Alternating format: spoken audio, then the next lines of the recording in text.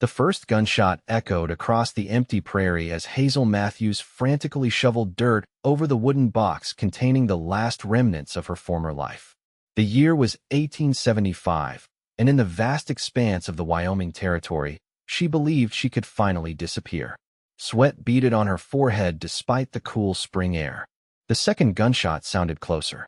Hazel's hands trembled as she patted down the freshly disturbed earth and scattered leaves over the shallow grave.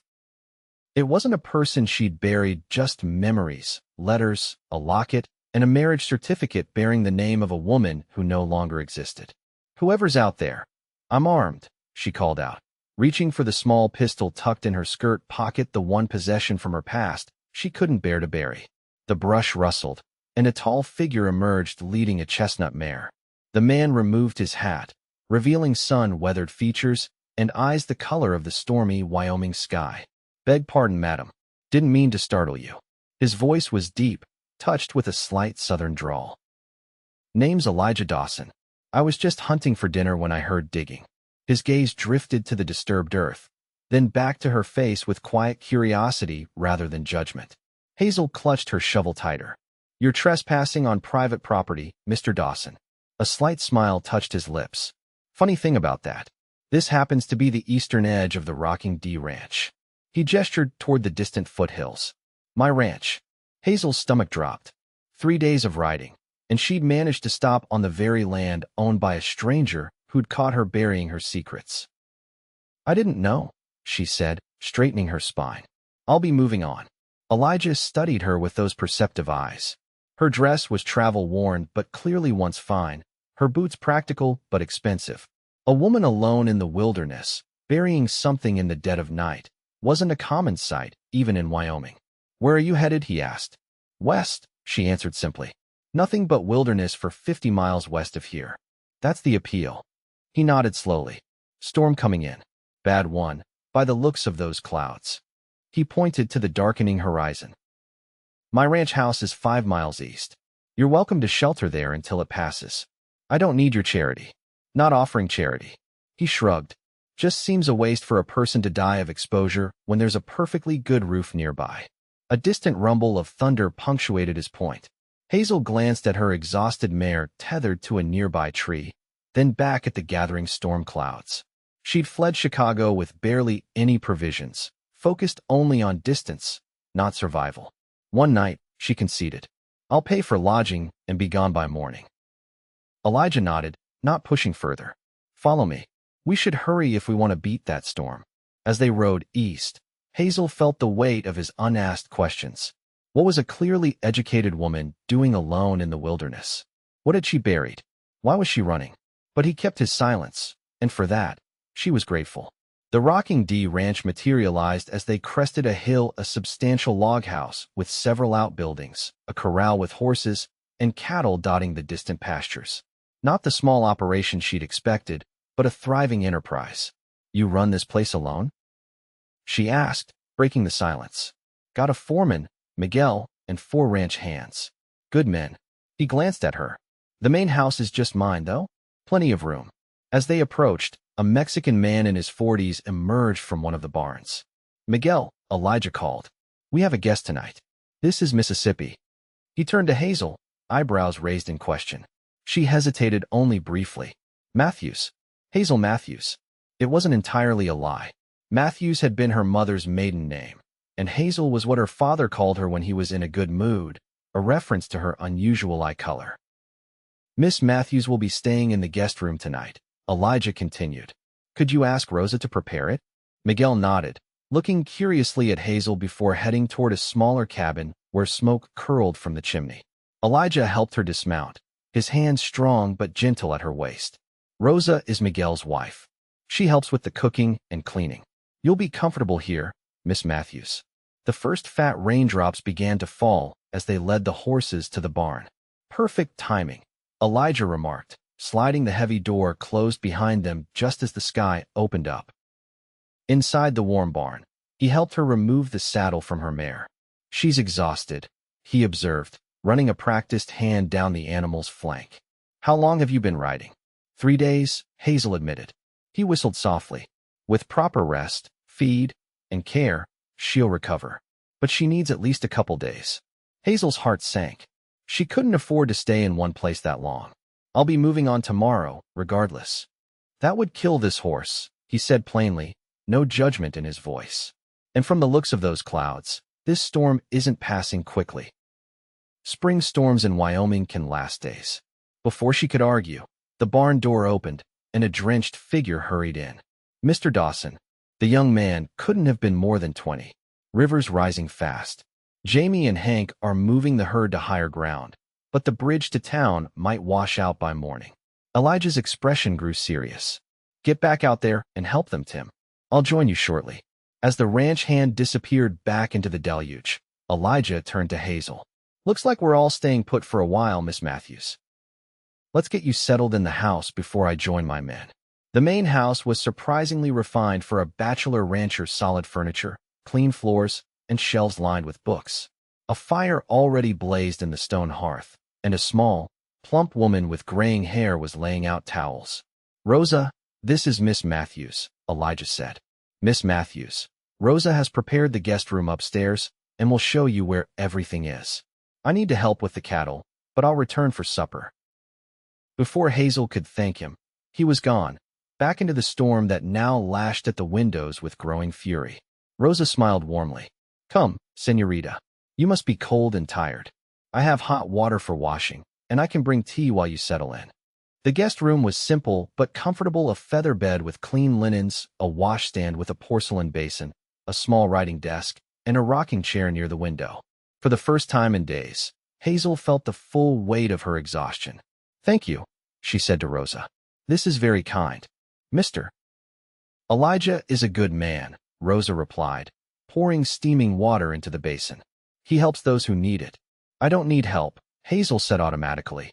Just shelter from the storm. Rosa's knowing eyes met hers. We all need help sometimes, señorita.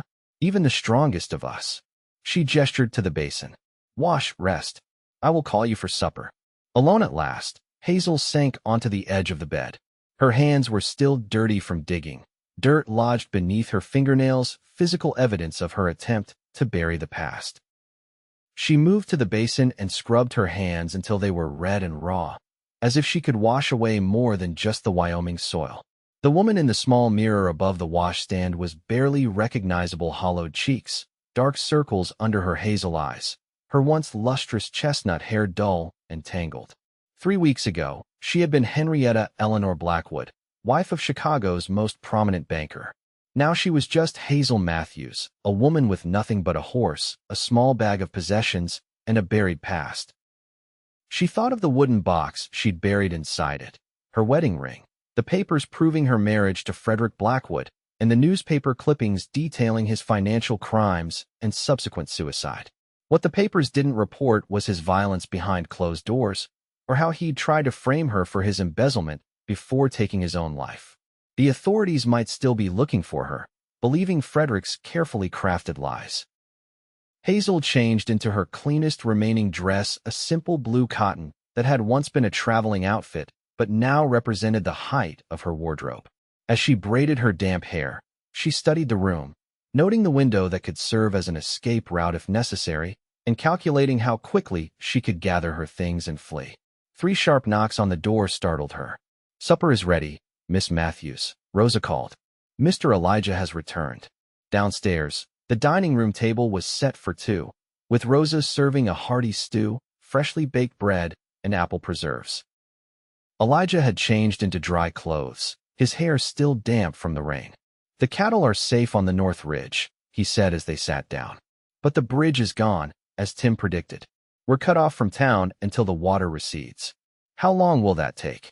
Hazel asked, trying to keep the panic from her voice. 3 days, maybe 4. He studied her reaction. Your horse needs the rest anyway. They ate in silence for a few minutes, the stew warming Hazel from the inside out. It was the first proper meal she'd had in days. Where are you from, Miss Matthews? Elijah finally asked. She had prepared for this. St. Louis. Long way from home.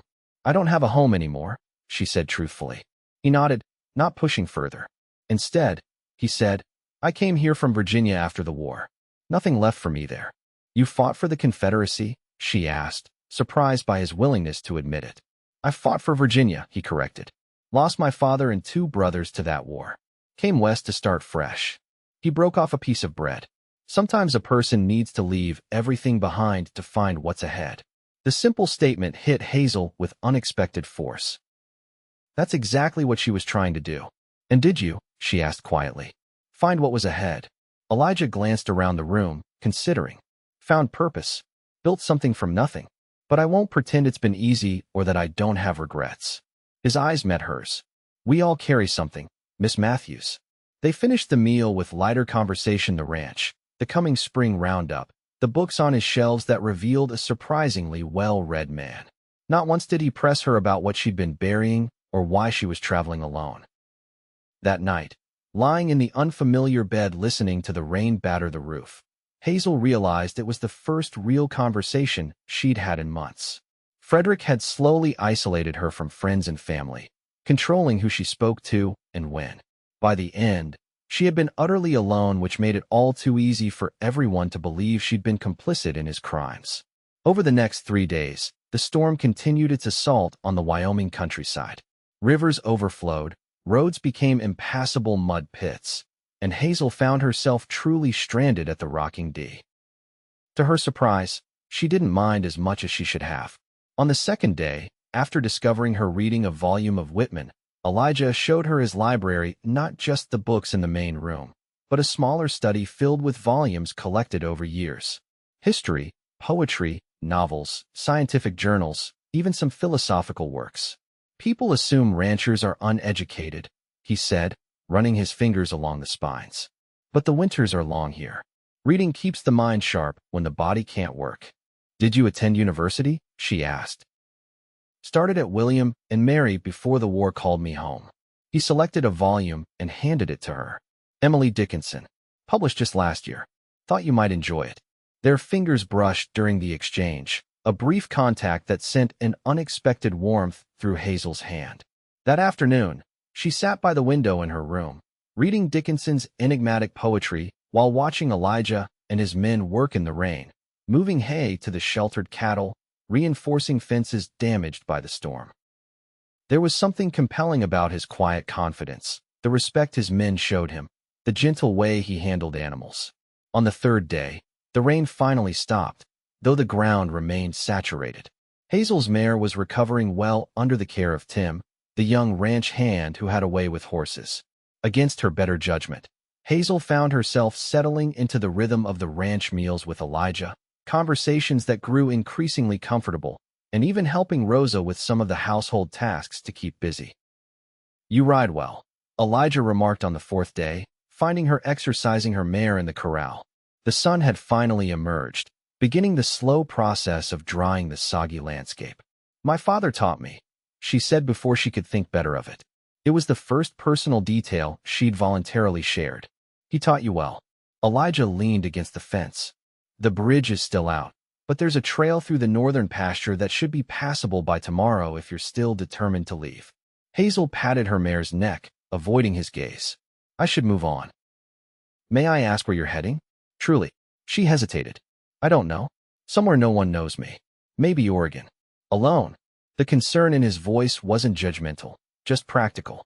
I'm accustomed to handling things alone, Mr. Dawson. Elijah, he corrected gently. After sharing my table for 4 days, I think we can dispense with formalities. She smiled despite herself. Elijah, then.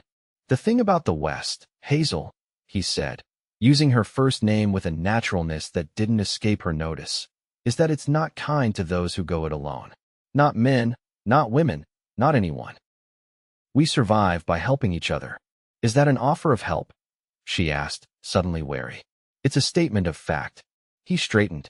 But yes, if you need help getting wherever you're going safely, I'm offering. She led her mare back toward the barn, Elijah falling into step beside her. Why would you help a stranger? Someone you found burying something suspicious on your land. Because everyone deserves a second chance, he said simply. I got mine when I came west. Maybe you're looking for yours. His insight was too close to the truth, and Hazel felt exposed. You don't know anything about me. I know you're running from something. I know you're educated, well-bred, and inured to the hardships of frontier life. I know you're brave enough to set out alone across dangerous territory. He stopped walking, turning to face her. And I know that whatever you buried that night isn't the whole story. Hazel's grip tightened on the reins. It's better for you not to know more. Maybe, he conceded. But sometimes sharing a burden makes it lighter. They stood in silence, the spring sun warming their faces, neither pushing nor retreating. Finally, Hazel spoke. Thank you for your hospitality, Elijah. I'll be leaving tomorrow. He nodded, accepting her decision. At least let me provision you properly, and maybe draw you a map of the safer routes west. That evening, after dinner, Elijah spread a map across his desk. Hazel leaned over it, noting the careful markings of trails, water sources, and settlements. This route takes you to Fort Laramie, he explained, tracing a line with his finger. From there, you can join up with a wagon train if you want company for the journey to Oregon. I prefer to travel alone, she said. Traveling with others doesn't mean giving up your independence. It's just smart. He marked another spot. This is Clearwater Creek. Small settlement, but decent people. Sheriff Owen is fair-minded. If you need help, mention my name. As he continued explaining the map, pointing out places to avoid and safe havens, Hazel found herself studying his face. The lines around his eyes spoke of years squinting in the sun. The slight scar on his jaw hinted at stories untold, but it was the underlying kindness in his expression that kept drawing her attention. Why are you really helping me? She asked suddenly. Elijah looked up, their faces closer than she'd realized. Because I recognize something in you, he said quietly. The look of someone running not just from something, but towards something else. Possibility. A fresh start. He straightened, creating distance between them. That's worth protecting. Later, preparing for her departure, Hazel folded the few items she'd unpacked. The Dickinson poetry volume sat on the nightstand. Elijah had insisted she take it with her. She ran her fingers over the cover, thinking of their conversations about the poems, the way he'd quoted certain lines as if they were speaking directly to his experience. A soft knock interrupted her thoughts. Come in, she called, expecting Rosa with fresh linens. Instead, Elijah entered, holding a small bundle wrapped in oilcloth. Provisions for your journey, he explained, setting it on the bed. Jerky, hardtack, coffee, some of Rosa's dried apples. That's very generous. It's practical. He hesitated, then pulled something else from his pocket, a small revolver. This is more accurate than the pistol you're carrying. Lightweight, good for smaller hands, but it'll stop a man if needed. Hazel stared at the weapon. I can't accept that. You can return it when you're settled somewhere safe. He placed it beside the provisions. Do you know how to use it? Yes, she admitted. Her father had insisted all his children learn, sons and daughters alike. It was one skill Frederick had never discovered she possessed. Elijah nodded, satisfied. Good. He turned to leave, then paused at the door. Whatever you're running from, Hazel, it doesn't define you. After he left, Hazel sat on the edge of the bed, turning the revolver over in her hands. The weight of it was reassuring, like his words. For the first time since fleeing Chicago, she wondered if she might actually survive this journey, not just physically, but in all the ways that mattered. Morning came too quickly. Hazel dressed in her traveling clothes and packed the last of her belongings, including Elijah's gifts. Downstairs, she found Rosa preparing a breakfast more substantial than usual. For the journey, Rosa explained, setting a plate of eggs, bacon, and biscuits before her. You need strength. Thank you for everything, Rosa, Hazel said sincerely. Your kindness has meant a great deal. The older woman patted her hand. May God protect you, Senorita. Elijah joined them shortly, dressed for riding in worn denim, cotton shirt, and his well-used boots. I'll escort you to the Northern Trail, he announced. Make sure you're headed in the right direction. Hazel wanted to refuse, to insist she could find her own way, but the pragmatic part of her recognized the wisdom of his offer. The sooner she reached the trail, the sooner she could continue her journey west. They rode out as the sun crested the eastern hills, casting long shadows across the damp prairie. Hazel's mare, well rested and fed, pranced eagerly beneath her. They rode mostly in silence, the morning too beautiful for unnecessary words. 2 hours into their journey, they crested a hill overlooking a valley lush with spring growth. Elijah reined his horse to a stop.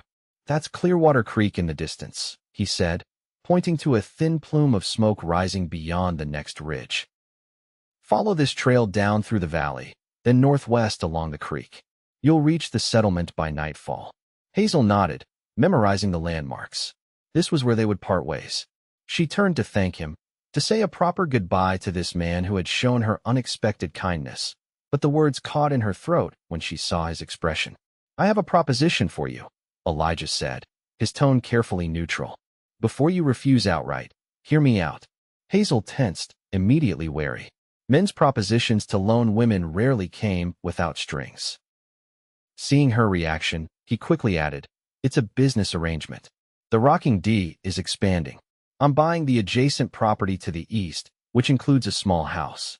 I need someone to manage the accounts, correspondence, and ranch records. The position comes with the house, a fair salary, and the freedom to use a different name if you wish." She stared at him, stunned. "You're offering me a job? You don't even know me. I know you're educated. I've seen your handwriting when you were reading. You take notes in the margins. Neat, precise. I know you can calculate quickly. I saw you counting supplies in the barn. And I know you need a safe place." He met her gaze directly. "The house is yours regardless of whether you take the job. Consider it rented if your pride requires it." "Why would you do this?" she whispered. "Because sometimes people deserve better than what life has handed them." His eyes held hers. "Stay, Hazel. At least until you figure out your next step. The offer carries no obligations beyond the work described." The sincerity in his voice was unmistakable. This wasn't the kind of proposition she'd feared. This was a lifeline thrown by someone who understood what it meant to start over. "I need to think about it," she said finally. He nodded. "The offer stands.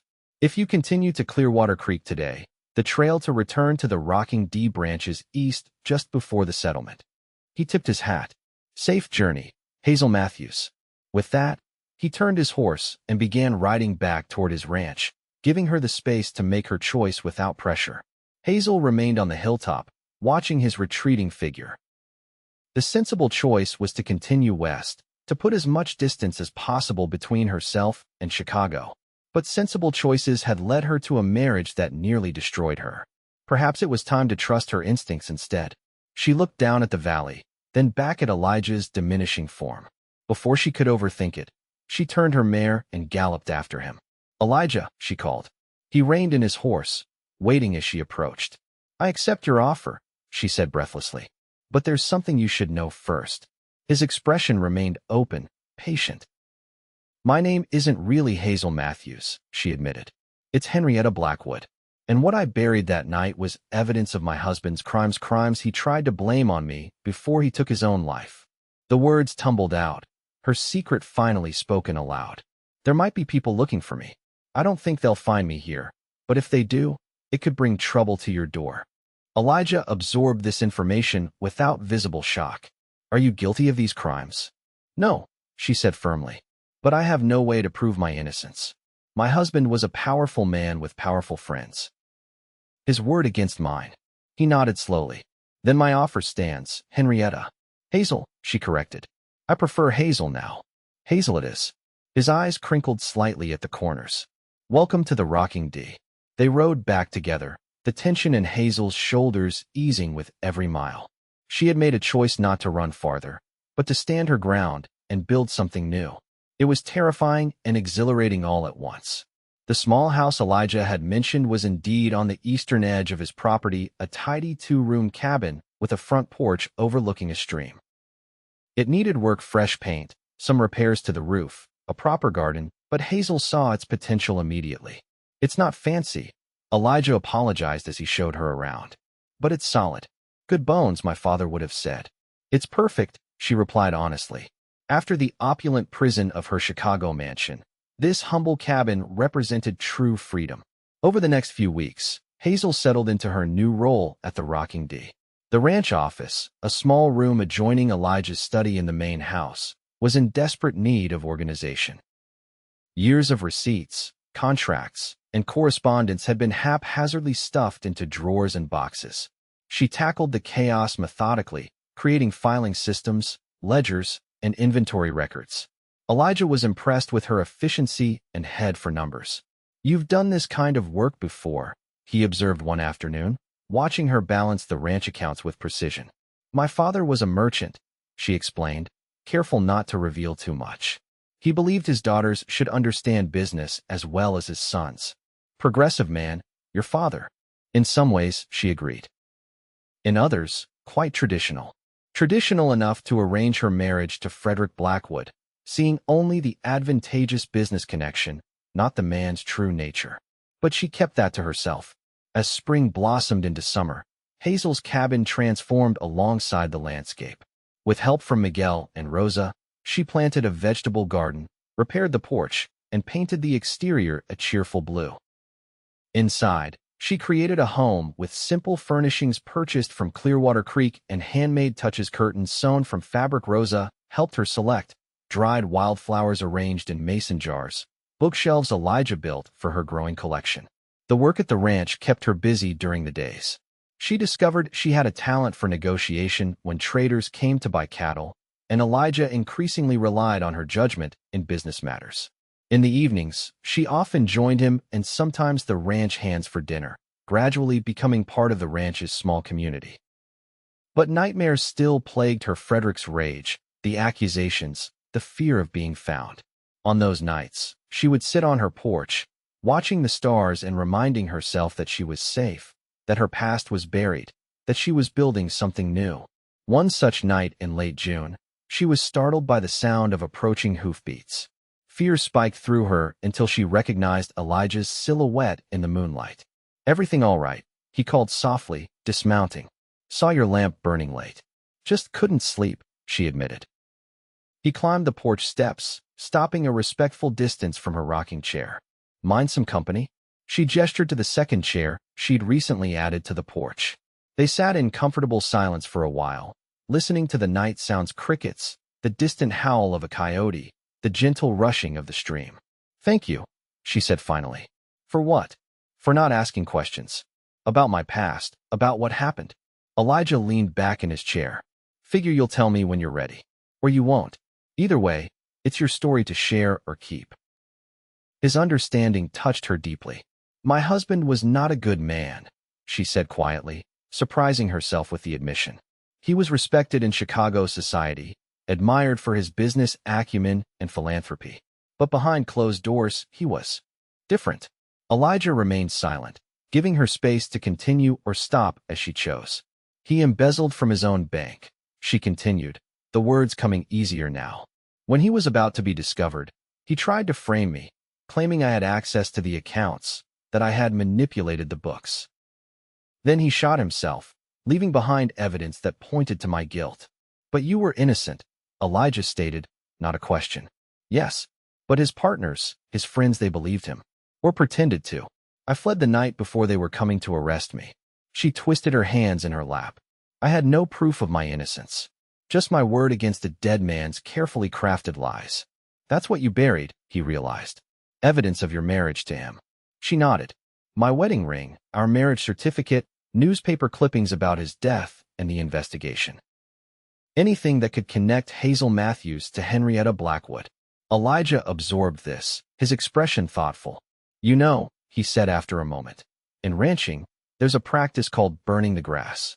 You set controlled fires to clear out the dead growth so new grass can thrive." He looked at her directly. "Sometimes the past needs to burn so the future can grow. Is that what you did? When you came west?" A shadow crossed his face. "In a manner of speaking. Lost more than I care to remember in that war. Came here to build something that couldn't be destroyed by men's ambitions and politics." It was the most he'd shared about his own past, and Hazel recognized the gift of his trust. "Do you ever regret it?" she asked. "Leaving everything behind?" "Sometimes I miss Virginia's green hills. My mother's grave is there." He shrugged. "But regret? No. What about you? Do you miss Chicago?" "I miss who I was before Frederick," she admitted. "The girl who believed in possibilities, who trusted her own judgment." "She's still there," Elijah said softly. "I see her when you're negotiating with cattle buyers, when you're working with those ledgers, confident in your abilities, when you stand up to Tim for tracking mud across your clean porch." Hazel laughed at the memory. He looked so terrified. "You're finding her again, piece by piece." Their eyes met in the lamplight, and something shifted between them, a recognition, an understanding deeper than words could express. For a breathless moment, Hazel thought he might reach for her hand, or perhaps she might reach for his. Instead, he stood, breaking the spell. It's late. You should try to get some sleep. He moved toward the steps. Cattle drive starts next week. We'll be busy. Elijah, she called as he reached his horse. Thank you for listening. He tipped his hat. Anytime, Hazel. As summer progressed into fall, the Rocking D thrived under their combined efforts. Hazel's organizational skills and business acumen complemented Elijah's practical ranching knowledge. The ranch hands joked that the boss had finally met his match, someone just as stubborn and principled as himself. Their easy working relationship evolved into a deep friendship. They shared meals, books, ideas, and increasingly, personal stories. Elijah told her about his brothers who never came home from the war, about his father who died of grief shortly after, about the fiancée who couldn't wait for his return and married another. Hazel shared memories of her childhood in Boston, her love of music and art, her dreams before they were subsumed by Frederick's demands. What remained unspoken was the growing attraction between them, evident in lingering glances, in the way Elijah's hand would sometimes brush hers when passing documents, in Hazel's quickened pulse whenever he entered a room. Both were cautious, she with the wounds of her marriage still healing, he with the ingrained respect that prevented him from pursuing his employee. The situation came to a head in early October, during preparations for the Harvest Festival in Clearwater Creek. Hazel had agreed to help organize the event, seeing it as an opportunity to further integrate into the community without revealing too much about her past. Most people in town knew her simply as Miss Matthews, the efficient woman who managed the Rocking D's business affairs. The day before the festival, Hazel was in the ranch office finalizing the cattle sale records when Sheriff Owen from Clearwater Creek arrived. Her heart nearly stopped when Elijah led him into the office. Miss Matthews, the sheriff said, removing his hat. Mr. Dawson said I might find you here. Sheriff, she acknowledged, trying to keep her voice steady. What can I do for you? Just came by to confirm you're still handling the prize distributions for tomorrow's competitions. His smile was friendly, without suspicion. My boy's determined to win that shooting contest. Relief flooded through her. Yes, of course. Everything's prepared. As they discussed festival details, Hazel noticed Elijah watching her, likely having caught her momentary panic. After the sheriff departed, he closed the office door. You thought he was here for you, he stated. Because of Chicago. She nodded, unable to deny it. For a moment, Elijah leaned against the desk, his expression serious. Hazel, I've been thinking. Maybe it's time to clear your name. That's impossible, she said immediately. It would be my word against Frederick's reputation.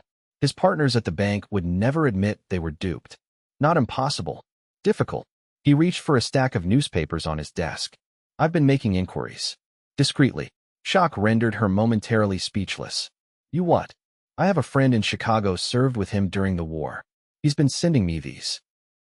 He spread out several Chicago newspapers from the past few months. There's been a new investigation into the bank. 2 of Frederick's partners have been arrested for continued embezzlement. They can no longer blame it all on him, or you. Hazel's hands trembled as she reached for the papers. Why would you do this? Because you deserve to live without looking over your shoulder. His eyes held hers.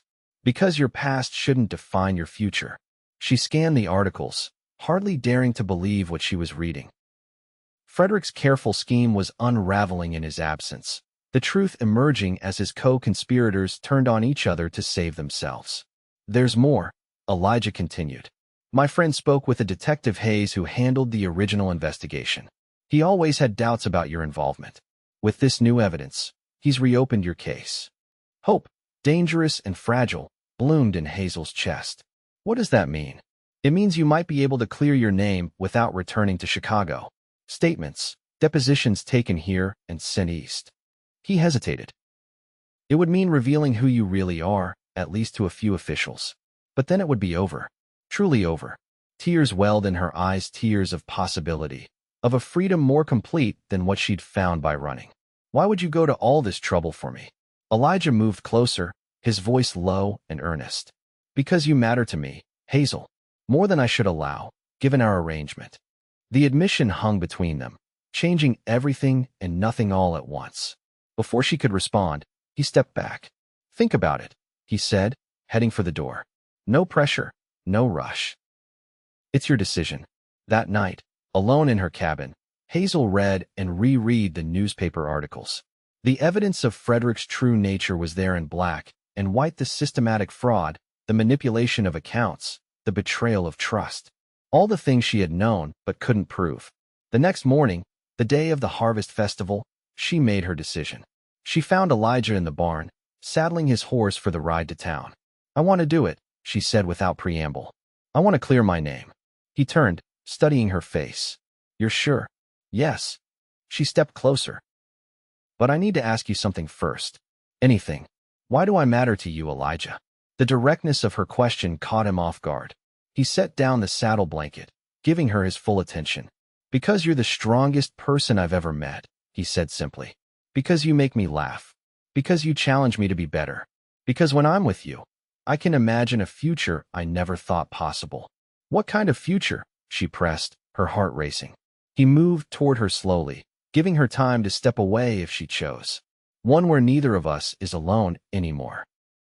One where we build something together, not just a ranch, but a life." "I'm still healing," she whispered as he reached her. "I know." His hand gently cupped her cheek. "I can wait, however long you need." In that moment, surrounded by the earthy scents of the barn and the morning light streaming through the cracks in the boards, Hazel made another choice. She leaned forward and pressed her lips to his in a kiss that spoke of new beginnings. The harvest festival passed in a blur of activity: competitions judged, prizes awarded, food shared, and music played late into the night. Through it all, Hazel felt a lightness she hadn't experienced in years. Every time her eyes met Elijah's across the town square, the connection between them strengthened. In the weeks that followed, they began the process of clearing her name. Detective Hayes sent a deputy to Wyoming to take her statement, along with corroborating evidence from the new investigation. The process was slow and often frustrating, but for the first time, Hazel allowed herself to believe that justice might be possible. As winter settled over the rocking D, Hazel and Elijah's relationship deepened. He courted her properly: dinners at her cabin that he learned to cook with Rose's guidance, rides across the snow-covered prairie, evenings reading by the fire. They moved slowly, respecting her need to heal and his desire to do things right. On Christmas Eve, with a light snow falling outside, Elijah presented her with a small wooden box. Unlike the one she'd buried months ago, this one contained a promise rather than an ending: a simple gold ring with a small emerald that matched her eyes. "I'm not asking for an answer now," he said as she stared at it in wonder. "Just want you to know my intentions. When you're ready, if you're ever ready, this belongs to you." Hazel closed the box gently. "Ask me again in the spring," she said, her voice steady and sure. "When we know about Chicago. When that chapter is truly closed." He nodded, understanding completely. Spring it is. January brought news from Chicago: the investigation had concluded, and all charges against Henrietta Blackwood had been officially dropped. The letter from Detective Hayes expressed regret for her ordeal and confirmed that her name had been cleared. Frederick's partners had confessed to their roles in the embezzlement scheme and to helping fabricate evidence against her. "It's over," she whispered, clutching the letter as she sat with Elijah by the fire in the main house. "Really over. You're free," he agreed, squeezing her hand. "What will you do now?" The question was loaded with meaning. With her name cleared, she could return east if she chose, reclaim whatever assets might remain from her former life. She could go anywhere, start fresh with her reputation intact. "I'm already doing it," she said, meeting his gaze. "Building a life here. With you, if that's still what you want." His smile was answer enough, but his words sealed it. "It's all I want, Hazel. All I've wanted since I found you burying your past on my land." Spring came early that year, the Wyoming landscape erupting in wildflowers and fresh grass by late March. On the first truly warm day, Elijah took Hazel riding to the spot where they'd first met, where she dug that shallow grave for her past. To her surprise, he dismounted and began digging in the very same spot. "What are you doing?" she asked, sliding from her horse to join him. "Something symbolic," he replied, continuing until his shovel hit wood. He extracted the box she'd buried nearly a year before, weathered but intact. "I don't want to open that," she protested. Those memories, we're not opening it, he assured her. We're planting something new beside it. From his saddlebag, he produced a small cedar box and a sapling, a young apple tree barely 3 feet tall. In Virginia, my family had an orchard, he explained as he carefully placed the new box beside her old one. Tradition was to plant a tree whenever something important happened: births, marriages, new beginnings. What's in the box? She asked. Seeds from that orchard. My mother sent them west with me, but I never planted them. Didn't feel right until now. He covered both boxes with soil, then began digging a proper hole for the sapling. Thought we might start an orchard here. This tree first, for what we've found together. Tears pricked at Hazel's eyes as she helped him plant the small tree, their hands working together in the rich soil.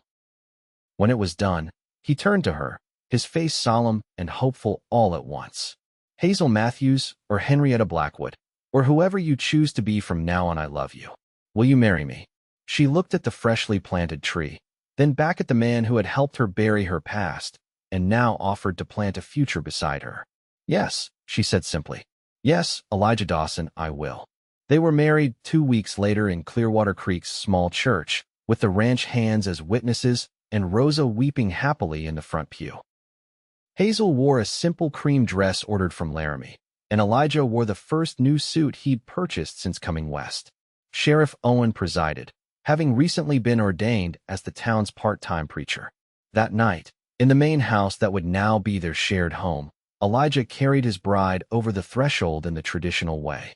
Welcome home, Mrs. Dawson, he said, setting her gently on her feet. Home, she repeated, the word filled with meaning. I like the sound of that. Life at the Rocking D settled into a new rhythm. Hazel continued managing the ranch's business affairs, but now as an equal partner rather than an employee.